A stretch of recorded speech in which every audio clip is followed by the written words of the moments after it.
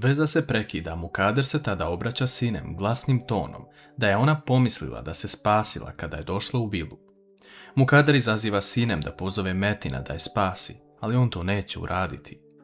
Ona tada krene štapom na sinem, ali sinem uzima štap u svoje ruke, govoreći Mukader da je obećala sebi, nakon što izašla iz vile, da se nikada neće vratiti ista.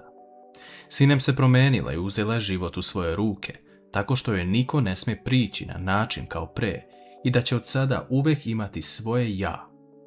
Sinem uzima štap i izlazi na terasu, te ga baca, a Mukader ostaje bez teksta. Sinem joj prilazi nakon toga, govoreći da se navikne na novu Sinem. Hančar u tom trenutku kuca na vrata vile da joj Sinem otvori, pošto je čula neki zvuk. Sinem otvara vrata, govoreći Hančar da je samo vidjela bubu na zidu i ništa više. Ona je poziva da dođe večeras na večeru u znak pomirenja sa Metinom i da se ne brine za Mukader.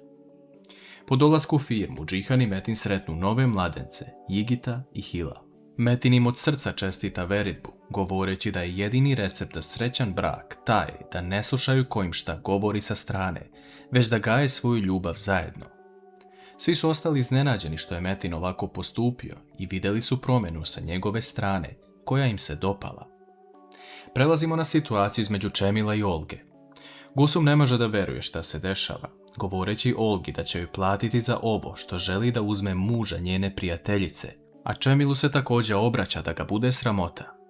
Ona krene da nazove Deriju, ali Sevret daje Gusumin telefon svom čoveku, te svi zajedno ulaze pred matičara. Ovaj proces traje duže nego što je bilo ko zamislio. U međuvremenu, Derija razmišlja da Čemil više ne postoji za nju i da želi da nazove Sevreta. Njemu zvoni telefon te on izlazi na kratko, a matičar pita Olgu da li želi da se uda za Čemila, na šta ona pristaje. Nakon što matičar pita Čemila da li želi da se oženi sa Olgom, njemu kroz glavu prolaze lepe slike života sa Derijom i Emirom. Čemil nakon trećeg pokušaja matičara da dobije odgovor, ustaje i počne da viče da ne želi. On iznosi sve što mu je na duši, govoreći da niko ne može zameniti ženu koju nosi u srcu.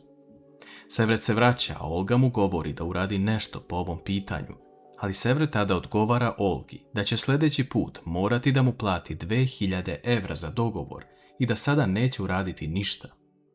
Čemil i Gulsum shvataju da ovo sve bila igra, a Čemil izlazi napolje, govoreći svim prisutnim da ide da vrati svoju ženu. Da li će Čemil stići na vreme ili će Derija već otići sa Sevretom? Metin pita Džihana nešto važno za papire, ali Džihan samo proverava svoj mobilni telefon kako bi dobio odgovor od Hančer. Metin govori Džihanu da nije prisutan zato što razmišlja o Hančer, a Džihan pita Metina kako je on tako staložen kada zna šta je Esma uradila. Metin odgovara na to da nikome ne prija kada je Metin ljut, kada je srećan ili neutralan, tako da je najbolje da se možda naviknu na starog Metina. Metin ustaje, a Džihan ga pita koji je to stari Metin, a on odgovara onaj od kog se ne zna kada će šta uraditi i da će od sada raditi samo za svoju porodicu. Metin odlazi u svoju kancelariju i razmišlja šta da uradi. Hančar mu izašla u susret, Džihan je bio uz njega. Njegovi odnosi sa sinem su još bolji, ali on mora preduzeti sljedeći korak jer je jedini koji zna istinu. Sinem ga u tom trenutku zove, govoreći da je pozvala Hančar na večeru, ali dobar povod je što je Efehan unikao prvi zub, pa će sigurno svi doći da proslave to. Metinu bude drago što je Sinem to smislila, ali on joj govori da će otići samo na jedno mesto i odmah dolazi kući. Hančar razmišlja o svemu među vremenu. Jedini način da se situacija sredi je ta da dokaže da je njena majka nevina. Ona odlučuje da ode kod svoje majke i popriča sa njom iskreno, ali tada vidimo jednu zanimljivu scenu. Hančar je blizu kući u kojoj boravi njena majka, ali u tom trenutku se ispred Esminih vrata pojavljuje Metin, koji želi da popriča sa njom. Njih dvoje su sami, a Metin govori da su se on i Sinem pomirili, ali da ne može to reći za Hančar i Džihana.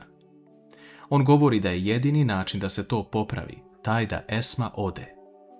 Šta će Esma uraditi i da li će Hančar vidjeti Metina?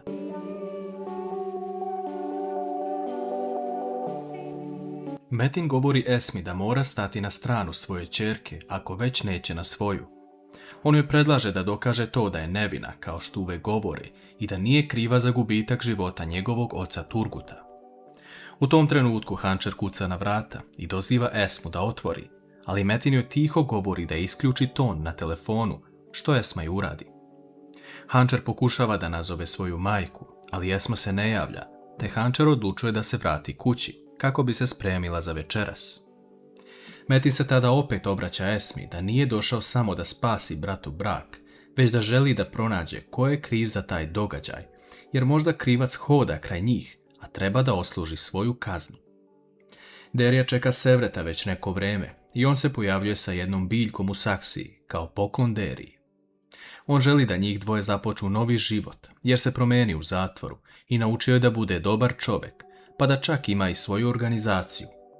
Derija pita čime se bavi, a on govori svim poslovima vezanim za odnos ljudi, a Deriju to ne znajući šta je Sevret zapravo iznenadi. Ona pokušava da skrene misli sa Čemila, jer misli da je Olga već dobila prezime Yildiz. Stoga Derija pristaje i daje šansu Sevretu, ali da li će se nešto promijeniti nakon što sazna da je Sevret zapravo kriv za ovo? Engin i Nisa gledaju fotografije sa sinoćne veridbe, a Engin je tu fotografiju objavio na svoj Instagram profil. Sila pokušava da jede, ali ništa joj ne prija. Ona uzima telefon u ruke i vidi Engina koji je postavio fotografiju, gde pored njega stoji Nisa, te postaje ljubomorna. Sinem i Gulsum pripremaju sve za večerašnji događaj i lepo se slažu, a u jednom trenutku Metin kuca na vrata, gde mu Mine otvara, a Sinem mu poželi dobrodošlicu. Metin je srećan i nikada ga pre nismo vidjeli ovakvog. Sinem mu govori da mora pomoći Gulsum sa hranom, a Metin se ponudi da on pričuva Efehana i Mine na spratu. Metin se zabavlja sa Efehanom u sobi, ali tada mu Mine donosi svoj prvi zub koji joj je Sinem sačuvala.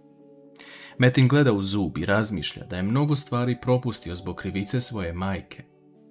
Metinu zvoni telefon, a to je Duran, koji pita šta se desilo, jer je čuo da je Sinem dolazila na vrata. Metin mu je predložio da nazove nju kako bi čuo šta će reći, jer Metin stoji iza reči da želi da sačuva svoju porodicu. Duran zove Sinem na telefon, a Metin stoji iza vrata kako bi čuo šta pričaju. Sinem govori Duranu da je odlučila da sačuva svoj brak zbog ćerke, ali i Metin se trudi, te joj se sviđa način na koji to radi. Metinu bude drago što ovo čuje, te prilazi Sinem govoreći da ima jedan posao da obavi. Esma se dobro zapitala o svom životu, te odlučuje da ode kod Ertugrula kako bi dobila savjet. Ona dolazi pred njegovu kuću gdje vidi kako Ertugrul zaliva cveće. On shvata da je situacija sigurno ozbiljna, čim je Esma došla sama ovdje, te je pita šta se desilo. Esma govori da je danas pričala sa Metinom o temi da dokaže da je ona zapravo nevina. Ertugrul se iznenadi kada čuje da Metin želi da spasi bratov brak, te govori Esmi da izađe pred porodicu Deviloglu i kaže istinu kako bi oslobodila Hančer. Esma shvata da je to najbolji način za sada, te pita Ertugrula da li će on biti na njenoj strani kada to bude uradila. Šta će biti Ertugrulov odgovor i da li će Esma dokazati celu istinu?